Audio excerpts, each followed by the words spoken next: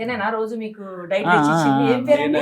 సుశాంత్. ఈ ఏరియా మొత్తం మీరే సప్లై చేస్తారా లేకపోతే తనకు మాత్రమేనా? ఏరియా 7 months మీరే డైలీ వర్షం పడినా ఏం పడినా వర్షం చలి ఏం వచ్చినా సరే మా ఇంట్లో కూడా కాకపోతుండే బ్రేక్ఫాస్ట్ మీకంటే ముందే వచ్చేసేదా?